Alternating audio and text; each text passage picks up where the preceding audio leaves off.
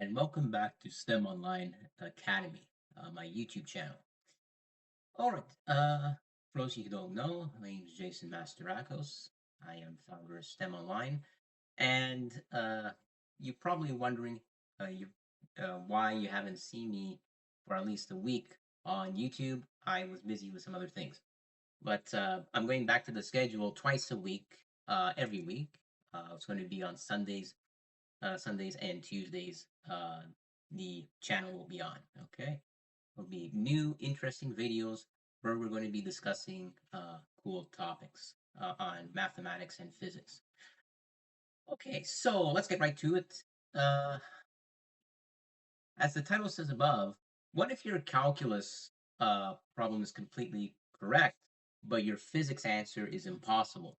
Okay, this is a common problem, very common problem that a lot of people encounter in a physics class, not a math class. Again, in a physics class and not a mathematics class. Okay?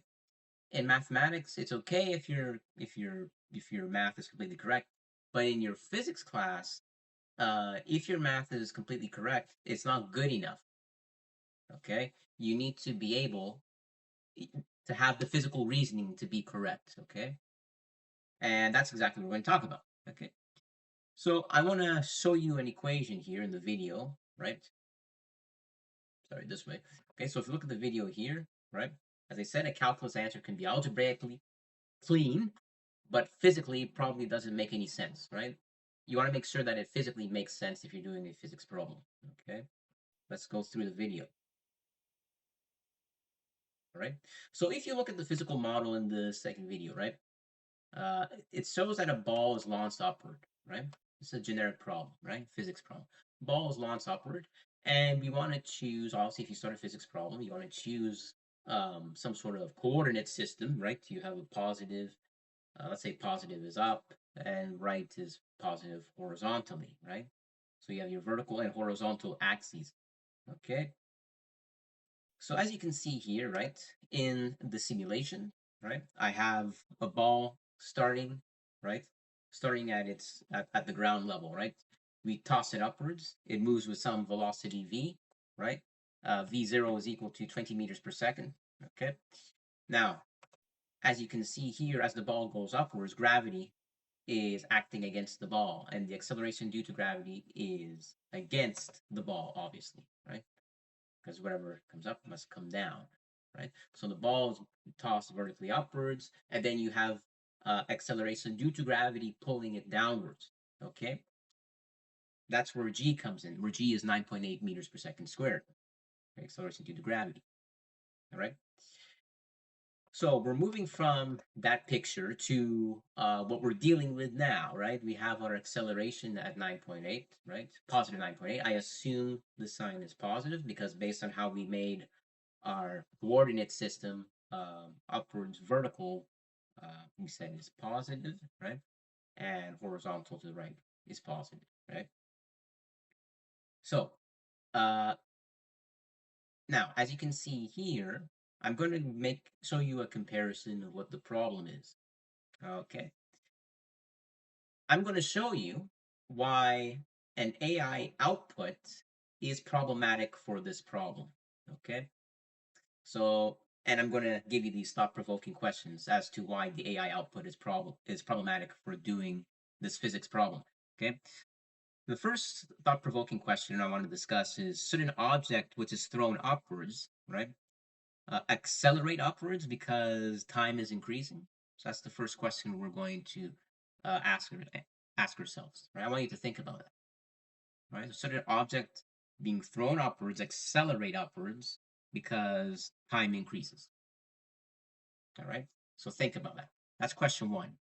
Okay. Question two now is: can an equation, right, be dimensionally correct, but at the same time physically incorrect? These are very good questions, right? One of them is a bit paradoxical, so it requires you to think. And question three is: what does the graph predict before we, calculate anything? What does the graph predict? Okay. So these are very important questions. Okay. So think about question one. Okay. Let's go over here. So I'm leaving it right now on this. I want you to take what I have on the simulation, okay, and analyze if anything is problematic. Okay.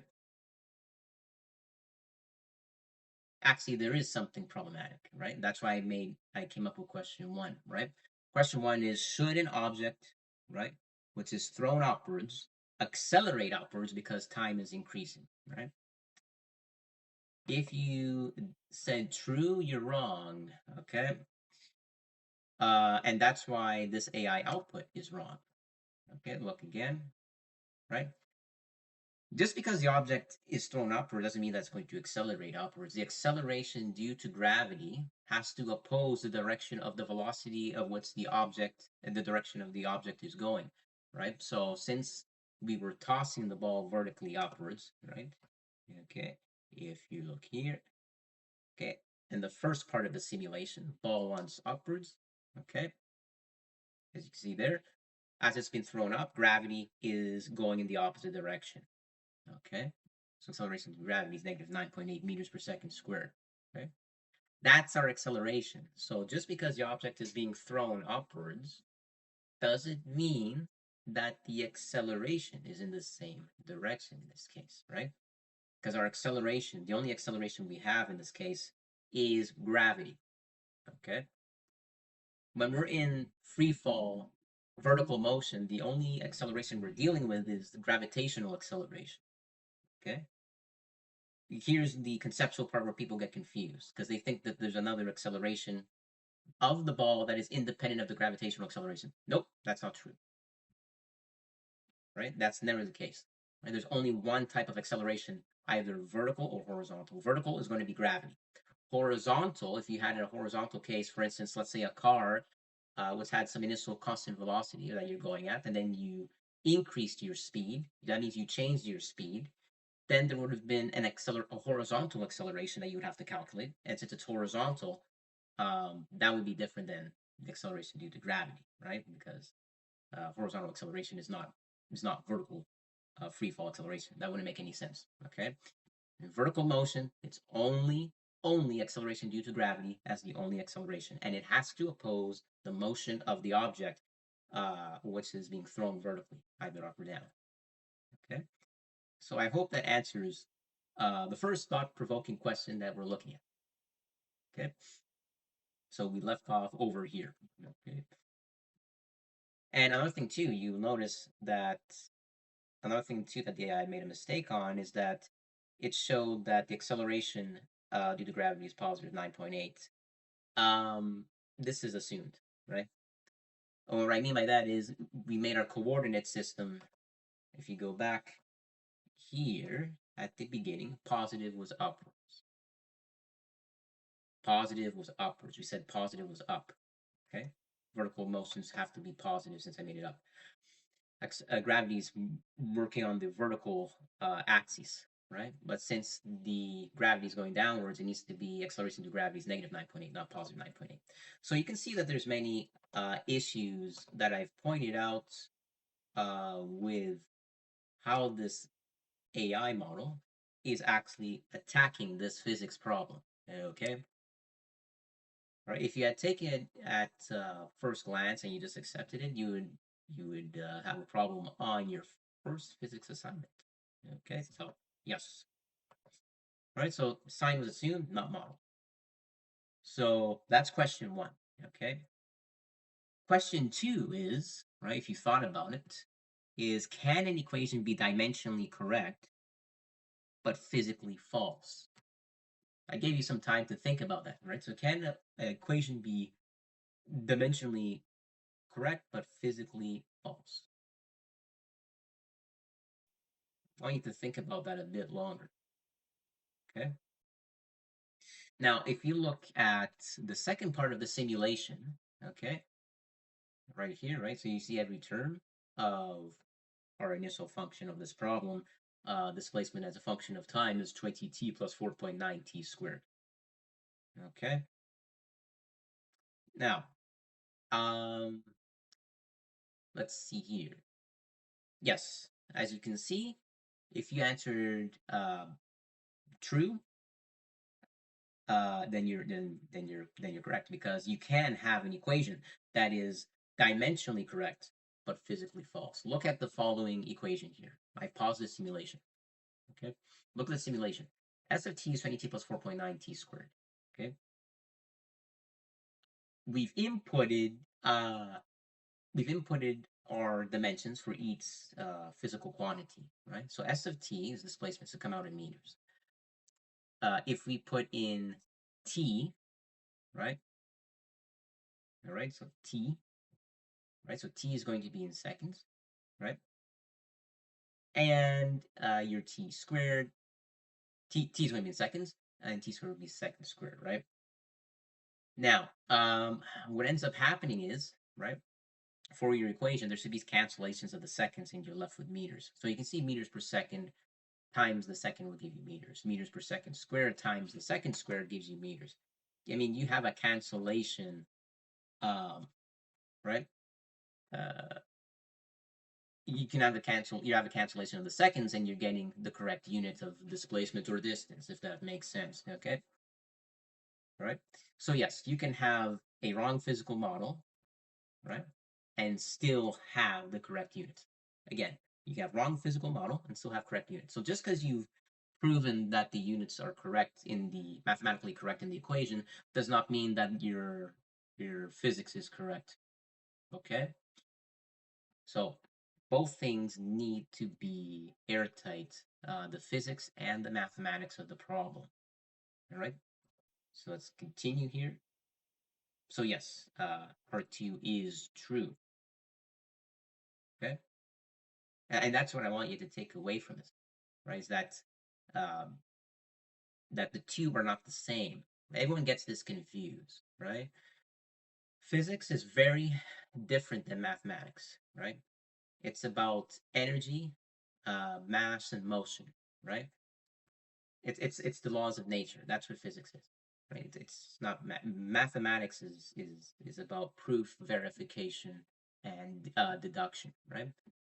Now, physics uses mathematics to verify certain physical phenomenon, but they are not not at all the same. Okay, so uh, distinguish between the two subjects, and make sure when you do a physics problem that you're both physically and mathematically correct. Okay, right now for question three that I want to bring up is, what does the graph predict when we calculate anything? What does it predict? And does it need to make sense, physically make sense? Yes, it does. Yes. So just because you mathematically can graph something correctly doesn't mean that physically it's correct, right? Again, just because you can mathematically graph something correct does not mean that it's physically correct. Okay. For example, we were looking at the initial model that we were looking at, the function in this physics problem, that let's say that this AI output gave us was displacement as a function of time is 20t plus 4.9t squared. If you know even grade 9 to 10 math, you know how to graph a quadratic function, right? It's a parabolic function with a certain trajectory, and you graph it on the s of t plane and the time axis, where time is independent, right? You graph it, you should get a parabola. Okay, correct. However, though, however, that does not mean that it's physically correct, though. Okay, because look at the problem that we're dealing with, right? S of t is 20t plus 4.9t squared. Okay, this would be an incorrect physical model if you have the situation that I was discussing earlier. Okay, where you have an object, let's say on your hand, for instance. Let's say your hand is to ground level or whatever, right? The object is stationary. You apply a force, and you want to toss it vertically upwards. Okay. So it's going to obviously move with constant speed, v0, and acceleration due to gravity coming down. Since there's that gravitational acceleration, the object will reach the maximum height, temporarily stop with a final velocity v sub f, which is going to be 0 because it momentarily stops. Okay, and then it will come right down due to the drag of gravity. But since it's coming down, it's going to form a parabolic type of shape. Okay, so far everything's mathematically consistent. As I said, we graphed it mathematically correct. Mathematically correct, right? Not physically correct, though. This type of physical phenomenon that we're dealing with, where we toss the ball up and down, would create a concave down type of motion for the parabola, not concave up. See what I mean? So that would have been problematic, right? See here. Already we see a problem with the AI output again, right? Look at the AI model. All right. If we compare the AI model's graph, right, of S of t, sure, mathematically it's correct. It's supposed to be going upwards. Okay. But it's not the math that makes the physics problem correct. It's the physics that makes the physics problem correct. Okay. And if you were to compare models, the AI model is incorrect. It should have given us a problem, right, that would model the the the vertical uh, deceleration of the object due to gravity with a concave down type of function, not a concave up. Our S of t being 20t plus 4.9t squared, 4.9 is our a value in the standard form of the quadratic equation. Since it's positive, okay, that means it's concave up. That's problematic if you want to model true projectile motion. It should be concave down. So this should have been 20t minus 4.9t squared. Okay, so the AI model physically would be incorrect for the graph, and the actual correct model would have been the physical model of being minus 4.9t squared. That should have been starting off the quadratic equation. Okay. So I hope you're understanding that there is a difference between being mathematically correct and being physically correct. Okay. Right. The two models, yes, if you're just to evaluate it purely on math alone, you can graph a quadratic equation. But if your initial model, right, is incorrect because of your physical intuition is off, then the physics problem is automatically off. The entire problem, like the way you set up the physics problem, the math won't make sense because you had the wrong model. Yep. Right. So it's very important to be physically and mathematically correct. Okay. As you can see here, we have our parabolic trajectory down, right? This is a perfect scenario of what I want to show you of projectile motion. Maximum height, position is momentarily flat, so v of t, and if we were to think about this in terms of calculus terms, this would be s prime of t, first derivative has to equal to 0 at maximum height because the final velocity is temporarily 0. It stops at the top, okay? Okay. Right. Now, before we continue on, I do want to mention something about myself to the audience, right? I know there's a lot of you out there who have trouble with mathematics, uh, mathematics in general, uh, when it comes to, you know, university, maybe. Because a lot of times you can get into university without actually being good in mathematics, though, which is crazy. Especially in a STEM program, they made it too easy. This is ridiculous. However, if you are struggling in your courses, don't worry. There was a time when I had the same issue. This was from grade 7 to grade 9. Okay. Um, I was having the same difficulties. Right. I was having, it wasn't because that I wasn't good at math. It's because I've been taught the wrong way to do math. Okay. A lot of your teachers, thank God for mine, I, I I met some really good hard teachers at the beginning. Actually, the hard teachers are what prepare you. Now we have high school teachers that don't know anything. It's just nonsense. Okay, um, but I had an issue when I was in grade from grade 7 to grade 9 doing mathematics. Okay, and it wasn't because I had difficulties, because it was a camouflage difficulty. They were giving a lot of the teachers, I'm sure you know, they give you algorithmic problems that are pretty much regurgitate the same type of formulaic soup over and over again. I think you know what I mean. For instance, graph y equals x squared. Question 2, graph y equals x squared plus 1. Question 3, graph y equals x squared plus 2x plus 3. This is not mathematics.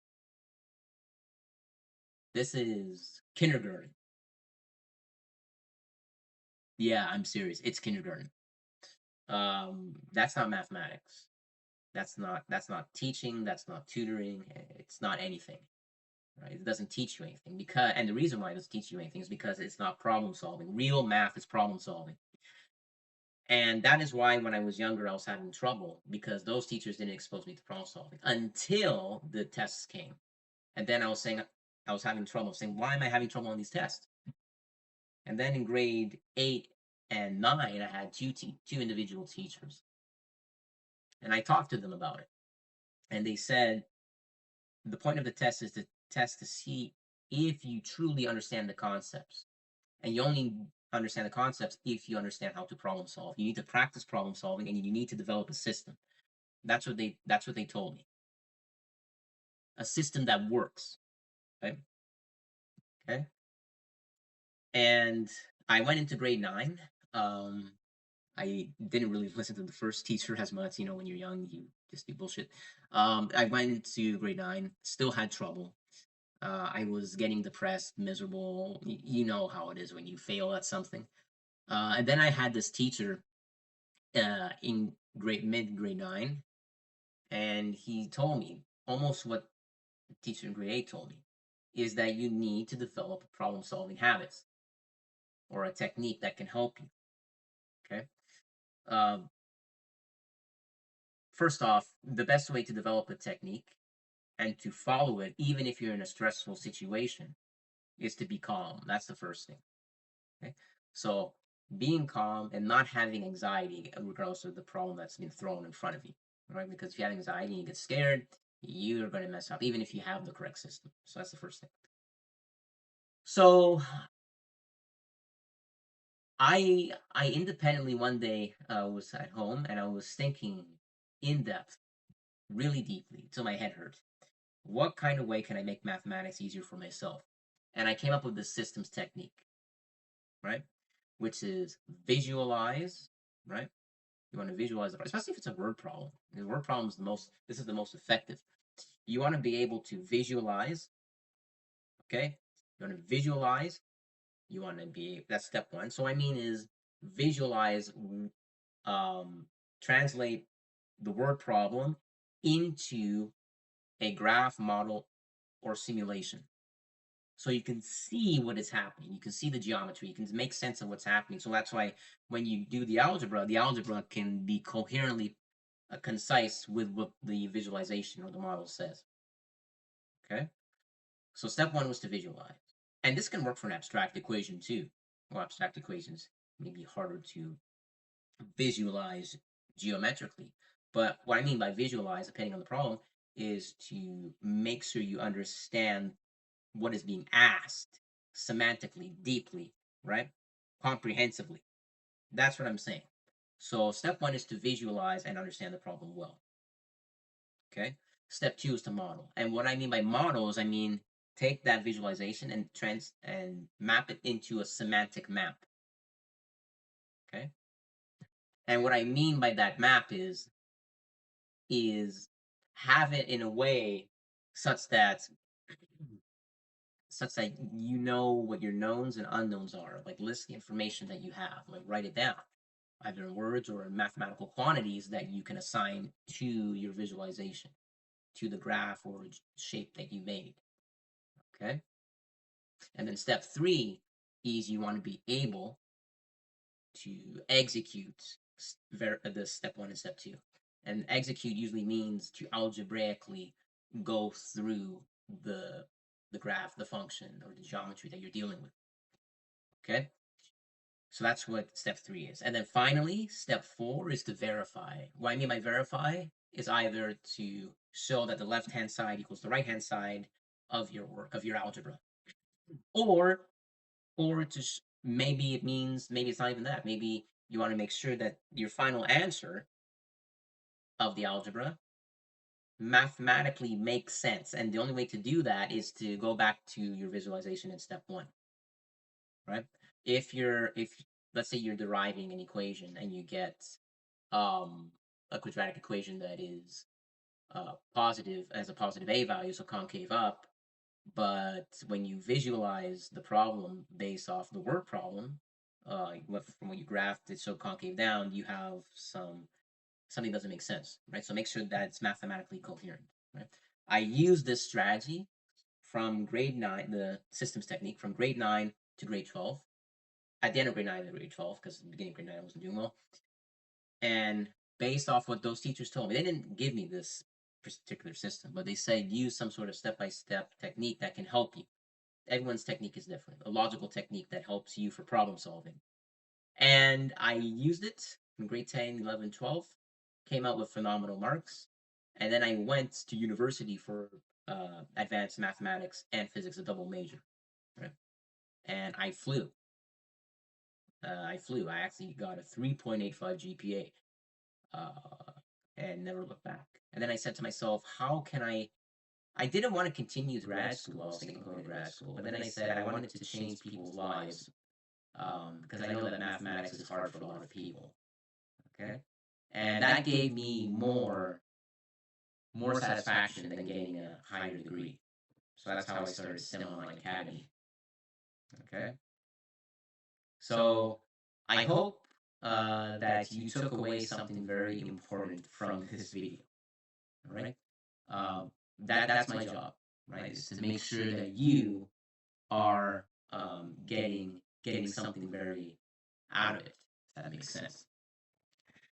So that is it. Before I get going, if you don't understand my systems technique, I highly recommend get a free PDF. Will be in the link below. Actually, all of my services will be in one of the links below, or in a past video you'll be able to see it on my YouTube channel. Free PDF on the systems technique. Okay, and it's going to explain both in a calculus and physics framework how this can help you, how this, how where it can pop up the most. There's certain questions where it's handy a lot of the times, even for non-standard, very tough questions. That being said, though, it's not a fix-all situation. Math is still hard to very hard. That's the way it is. I can't come here and claim that I am the ultimate coaching guru and I'm going to solve all your problems. No. No, mathematics is hard. But this can simplify the hardest problem and break it down into its components and make it easier. Okay? So that's the PDF. All right? If that's not enough and you're looking for other resources, I have a calculus book. It's not always recommended, but it's also a calculus based physics book. That's more if you're advanced. It's called Advanced Integration Techniques. That being said, I have advanced students who watch my channel, so maybe that's free. But preferably, what I want you to take away is if you are still struggling with these concepts that I discussed today, you may want to look at my coaching. My coaching is available on my link tree or my actual personal site, where I can go and create a personalized lesson plan based on your needs, right? Where you're at and what you want. Okay. And if it's not me, if you want another type of tutor, I can help you with that. Again, I'm the president of STEM Online Academy, so I pretty much run everything because I'm the president and founder. But yes, if you're struggling conceptually, you most likely need a coach slash tutor to help you. Okay, and uh, uh, I am able to make it in a way that you will be able to understand hard problems. Okay, so thank you, thanks again, thanks to my subscribers. You guys are the best. You truly are. You're what makes this channel keep going. Okay, I really mean that. Without you, there's no channel. So, but for new viewers, like and subscribe. It really helps the channel. I'm serious, it does. Um, and yes, please like and subscribe. Thanks again, guys. And next week, it's going to be twice. We're going to go back to twice a week. Uh, might be next week right now, like Sunday and Tuesday. It's already next week. Twice a week, every week. Thanks again, guys, and have a great day.